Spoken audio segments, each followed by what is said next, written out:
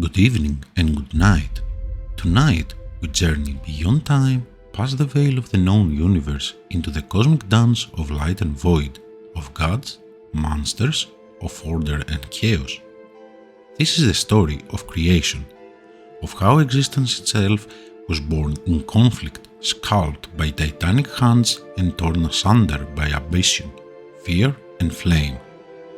From the first class of primordial forces to the forging of worlds and the rise of dark crusades, witness the grand mythos of a universe shaped by power and the will to control it. Light and void collision. In the very beginning of time, before even the cosmos existed, there was only the light and the void. Originally, only the light existed as an unfettered shifting ocean of living energy. However, as some of its energies faded and dimmed, pockets of cold nothingness were created. From the absence of light in these spaces, a new power coalesced and came to be. This was the void, a dark and vampiric force driven to devour all energy, to twist creation inward to feed upon itself. The void quickly grew and began to move against the light, and before long, the mounting tension between the two forces ignited a series of explosions that ruptured the fabric of creation, giving birth to the physical universe. The Naru. The Naru are a race of living, sentient energy beings made up of scintillating holy energies. They are perhaps the purest expression of the holy light that exists in the great dark beyond, and have vowed to bring peace and hope to all mortal civilizations and waylay the forces of the void.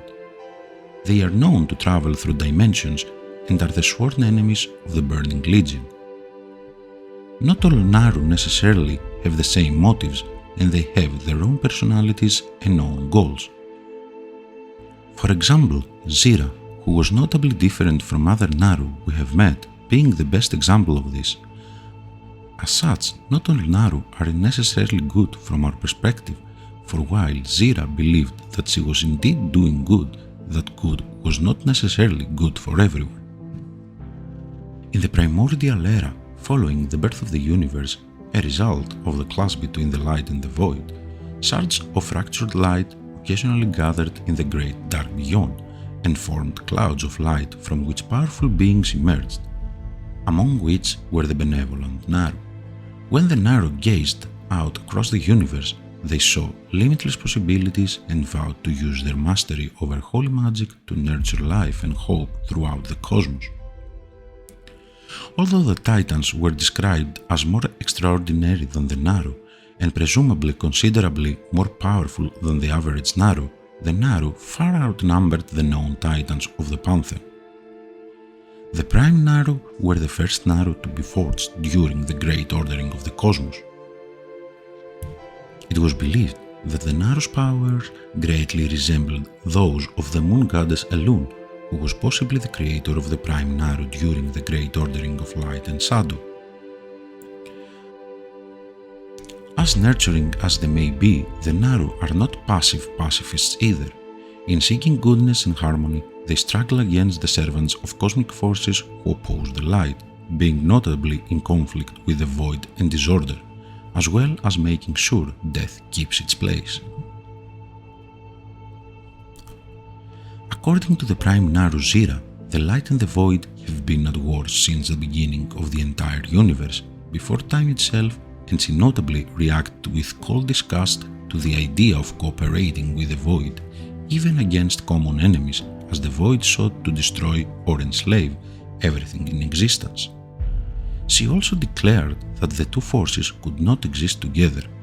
At least, some of the Naru, such as Adal, however, recognized the void's creatures as a necessary part of the universe, but they must nevertheless be held in check by the light.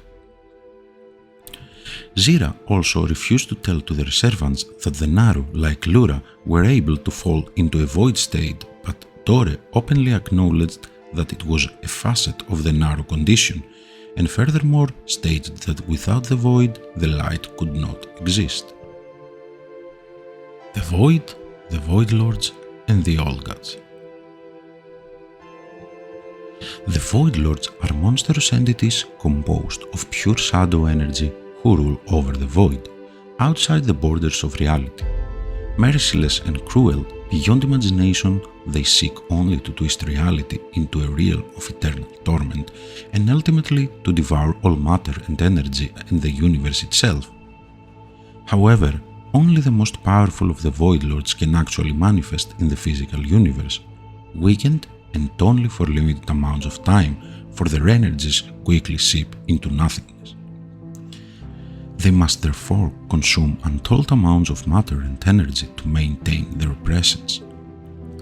For the moment the physical universe was born, the Void Lords has been watching the Titans of the Pantheon. Envious of the Titans' power, the Void Lords attempted to corrupt one of them, but the Titans remained impervious to their attempts.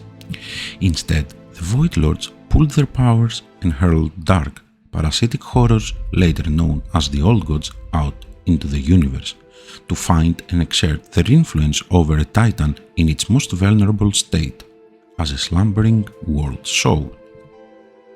The Void Lords did not know which planets contained Titan world souls, and so simply hoped that at least some of their creations would smash into a planet that contained an ancient Titan. Dimensius, the All-Devouring, was one such Void Lord who manifested in the physical universe, aligning with the chronicles said about how weaker Void Lords are when manifesting. He was described as a fragment shadow and echo of a true Void Lord's power, and Xal'atath said to be eagerly awaiting the day one would be able to truly pass into this realm. Not all Void Lords necessarily have the same motives. They may have their own personalities and own goals.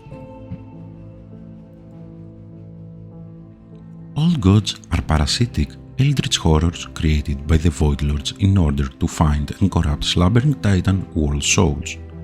These immense mountains of less physical manifestations of the Void grow like cancers in the worlds of the Great Dark Beyond.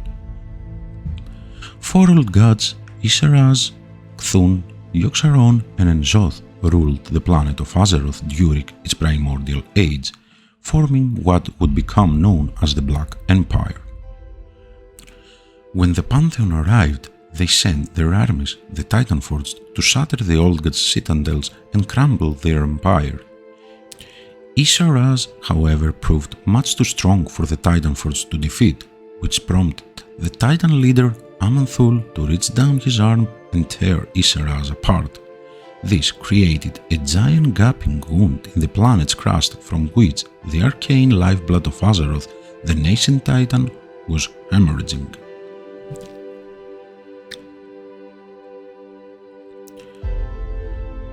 Though incapacitated and until recently forgotten, the Old Gods still to this day influence the very people and events of Azeroth.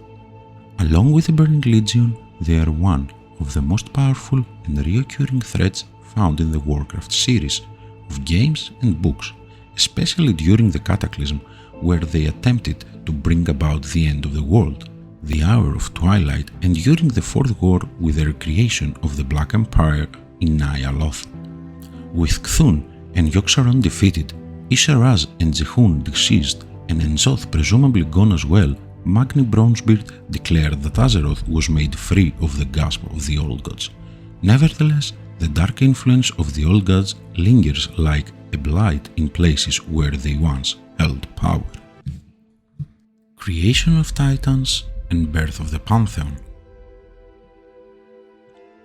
The Titans are a race of colossal, planet-sized cosmic beings, composed of arcane magic and the primordial matter from which the universe was born.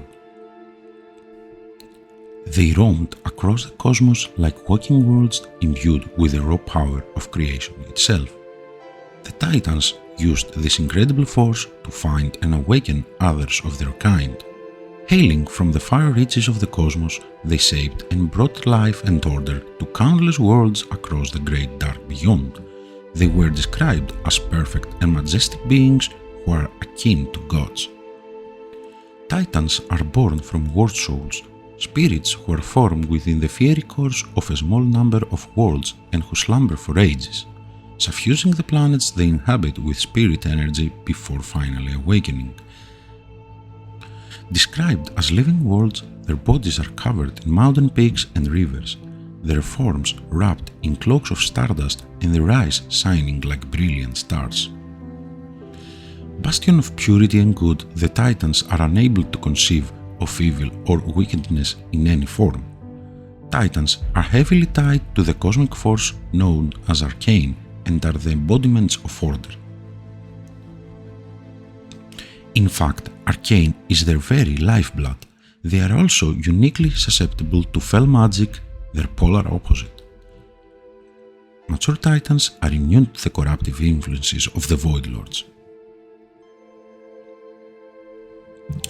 Though no one knows when or why the first Titan awoke, legends say that his name was Aman-Thul. He was alone, but he knew that others like himself must exist, and so he set out to explore the myriad worlds of the Great Dark in search of other Titans.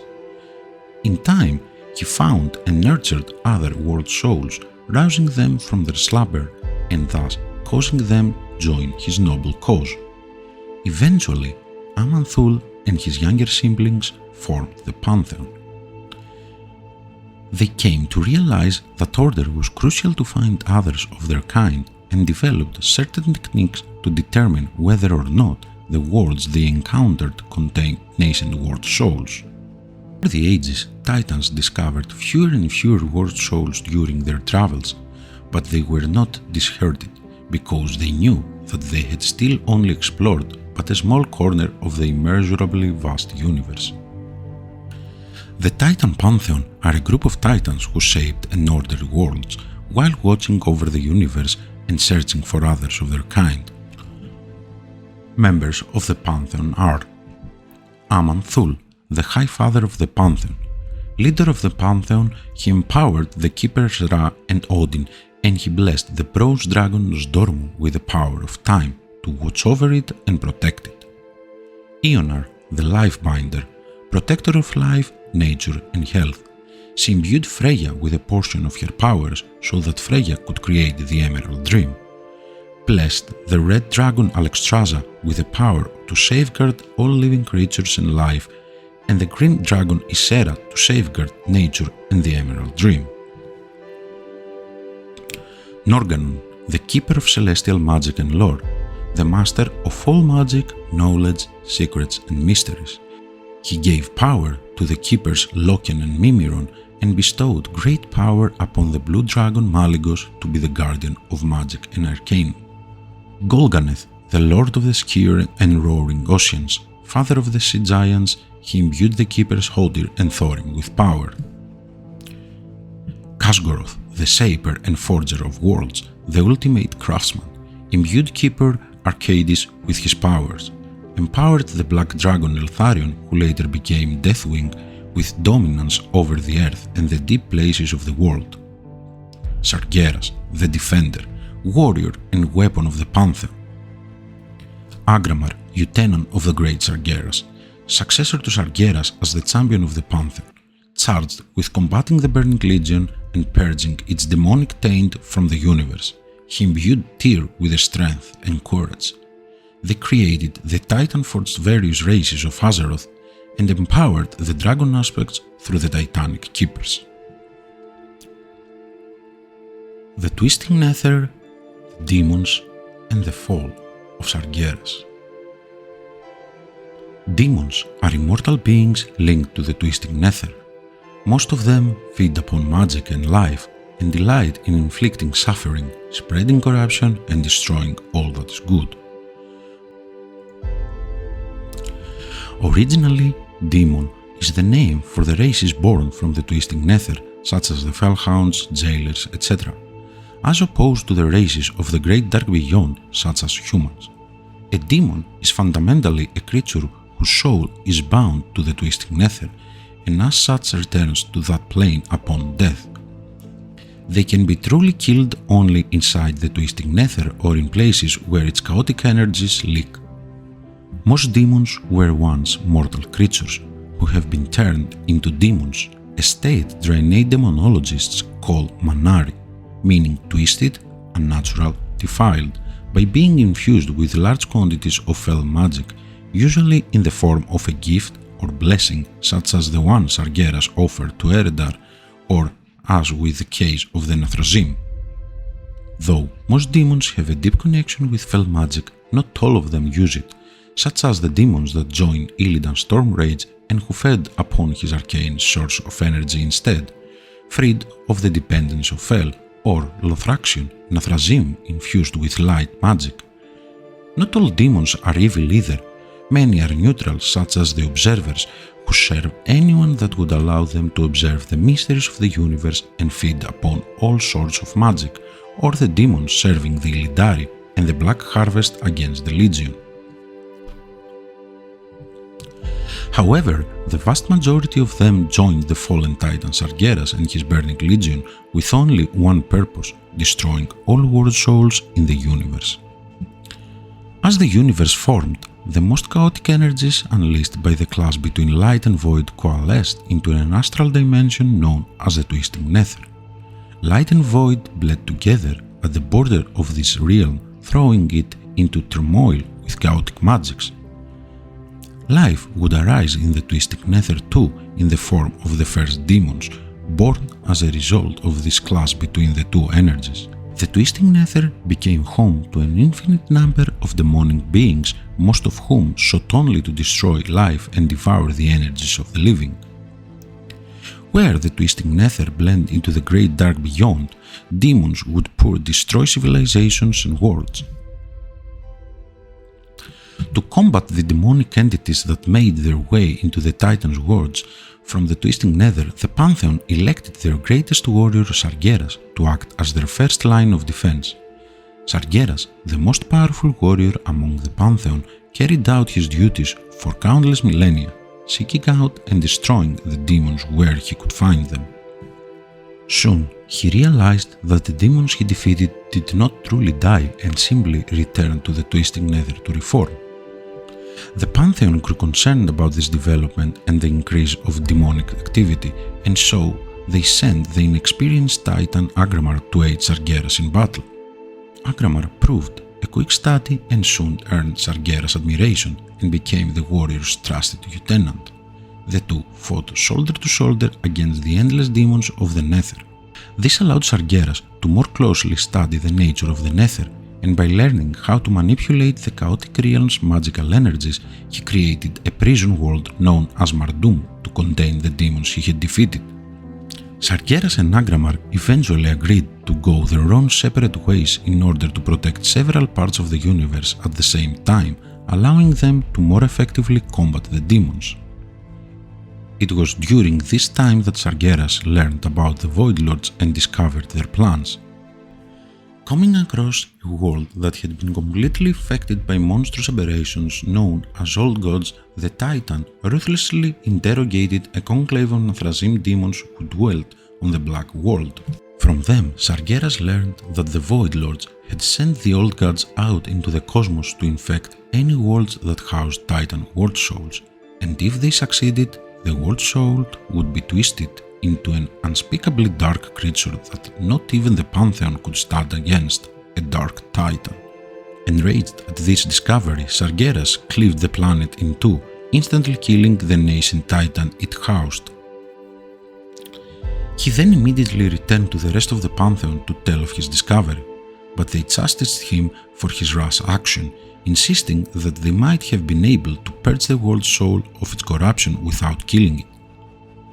Sargeras tried to convince the other Titans that what he had done was right, and that the universe needed to be purged of life, which in his mind could have been already corrupted by the Void Lords in order to prevent the risk of a world soul becoming corrupted and opening the way for the Void Lords. In his mind, even a lifeless universe was better than the one dominated by the Void, for he argued that if life had once taken root in the Great Dark on its own, perhaps it would do so again. Eventually realizing that the others would never see things the way he did, Sargeras stormed off and never returned. Sargeras vs. the Pantheon. After a devastating confrontation between Sargeras and his former student Agramar, the Pantheon began preparing for war. The Pantheon and the Legion met near a world known as Nihilan. Aman'Thul pleaded with Sargeras to end this madness, telling him of the fledgling world soul Azeroth, a being that would one day be able to stand against the Void Lords. Sargeras was unmoved. Agramar, thinking that his former friend could still be reasoned with, approached Sargeras unarmed, but in response the fell-corrupted Titan killed Agramar with a single blow. Outraged, the Pantheon attacked, but even the combined might of the Titans could not stand against the Dark Titan's fell might. Before long, the Titans were all dead. Sargeras declared the Legion victorious and set off to find Azeroth, not knowing that Norgannon had weaved a protective shroud around the Titan spirits during his final moments. The now disembodied souls of the Pantheon then hurled out through the cosmos. Eventually the spirits reached Azeroth, slamming into the keepers that the Pantheon had assigned to watch over Azeroth. For a brief moment, each of the keepers was overwhelmed by an influx of fragmented memories. Puzzled by this, they called out to the Pantheon for answers, but never received a reply. Ra was the only one who realized that the influx of Titan power felt by the keepers was the very last remnant of the Pantheon. He extracted what remained of the soul of Aman'Thul, storing it in a vault near the Veil of Eternal Blossoms. Overcome with despair, Ra then retreated into the catacombs beneath the land to meditate on what he had learned. While the Titans continued their work, Sargeras meditated on the fate of the cosmos in isolation.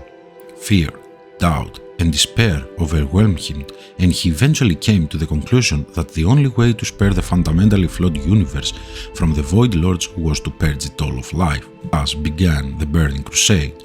The fallen Titan knew that he would need an army to accomplish this, and so he traveled to the prison world Mardum, which had become bloated and twisted with energies over the eons. Sargeras instantly shattered the prison world, unleashing its countless demonic inhabitants onto the cosmos and creating an explosion of fell energy so powerful that it wrapped his form into a horrific being of blistering hatred. In the process of destroying the prison world, the fallen Titan had also ripped open a wound in the boundaries between the Nether and the Great Dark, creating a great burning maw of emerald fire that would remain an eternal reminder of the Titan's betrayal for all time. Elemental and primordial spirits. In the early days of the Great Dark Beyond's formation, shards of fractured light were sent through the universe. Upon hitting the planets they'd encounter, they would infuse them with a spark of life. The most common and primordial form of life to appear was the elementals, who now populate nearly every world of the Great Dark. The elementals are nourished by the spirit energy of the planet they live on in the form of fire, water, air, and earth. Primordial Azeroth. The elemental spirits of Azeroth became more and more erratic as the fifth element, spirit, became less available. During the elemental wars, the elemental raged freely on primordial Azeroth, waging war upon one another for endless millennia, and the four elemental lords reigned supreme over innumerable lesser spirits. Alakir, the air elemental lord, used to send his minions to spy on his enemies and sow distrust to weaken them. Ragnaros, the fire elemental lord, embraced brute force, seeking to boil the seas, reduce mountains to slag, and choke the skies with ash.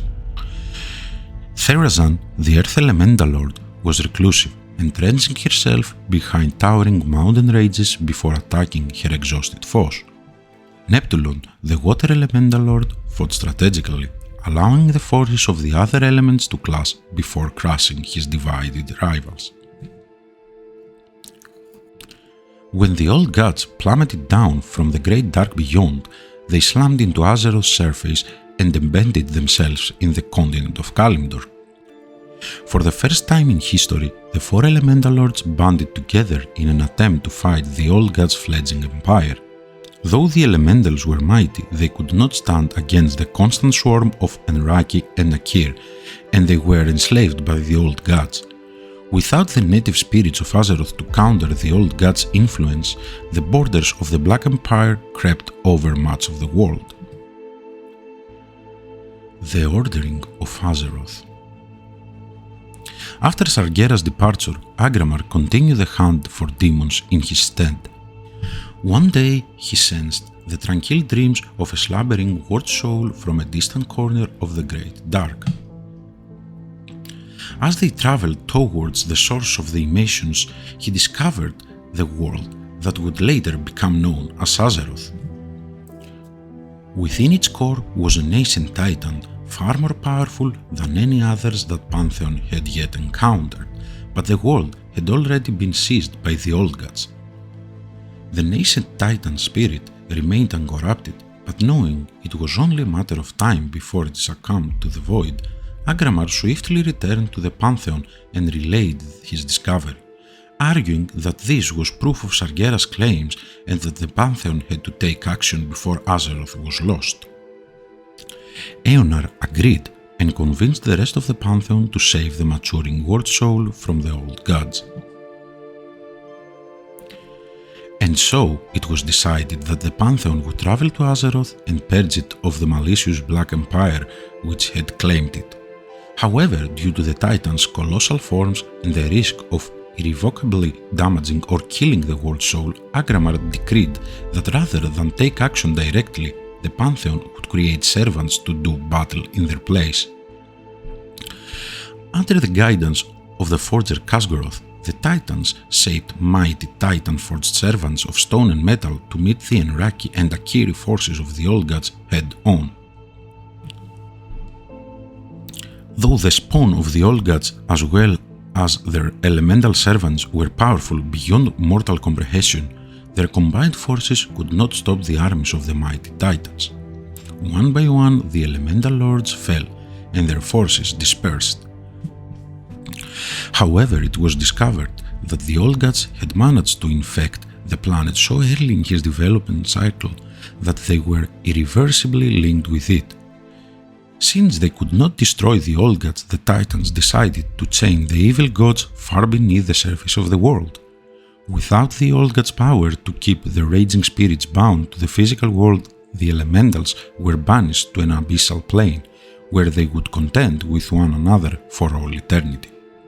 With the elementals' departure, nature calmed and the world settled into a peaceful harmony. The Titans saw that the threat was contained and set to work. At some point, the Pantheon experimented with means to solve the problem posed by the old gods. They used Uldir to experiment upon their unending ravenous need to corrupt. However, they unexpectedly created a perfect avatar of that desire. Jehun is the result of years of experiment where the Titans couldn't figure out how to cure this old god disease, and it had to be sealed in Uldir. The Titans empowered a number of races to help them fashion the world. To help them carve out the fathomless caverns beneath the earth, the Titans created the dwarf-like earthen from magical living stone. To help guard and protect the Veil of Eternal Blossoms, the Titans created the stone Mogu, to guard and protect the Veil and the surrounding region. To help them dredge out the seas and lift the land from the seafloor, the Titans created the immense but gentle sea giants. For many ages, the Titans moved and shaped the earth until, at last, there remained one perfect continent. At the continent's center, the Titans crafted a lake of scintillating energies. The lake, which they named the Well of Eternity, was to be the font of life for the world. Its potent energies would nurture the bones of the world and empower life to take root in the land's rich soil. Over time, plants, trees, monsters and creatures of every kind began to thrive on the primordial continent. As twilight fell on the final day of their labors, the Titans named the continent Kalimdor, Land of Eternal Starlight. Satisfied that the small world had been ordered and that their work was done, the Titans prepared to leave Azeroth. However, before they departed, they charged the greatest pieces of the world, the Dragonflights, with the task of watching over Kalendor, lest any force should threaten its perfect tranquility. There were many Dragonflights in that age, yet there were 5 flights that held dominion over their brethren. It was these 5 flights that the Titans chose to shepherd the banning world. The greatest members of the Pantheon imbued a portion of their power upon each of the flight's leaders. These majestic dragons became known as the Great Aspects or the Dragon Aspects. Thus empowered, the 5 aspects were charged with the world's defense in the Titans' absence. With the dragons prepared to safeguard their creation, the Titans left Azeroth behind. In the Pantheon's absence, the various Titan forts continued to shape and order the surface of the world. And so the tale unfolds still, across stars and shattered realms where Titans sleep and legends burn in the sky. The war between light and shadow rages on, unseen but ever present, echoing in every heartbeat of the cosmos. Remember, what begins with a spark can end in a blaze or a new dawn. Thank you for joining this celestial voyage. Until next time, stay curious, stay eternal.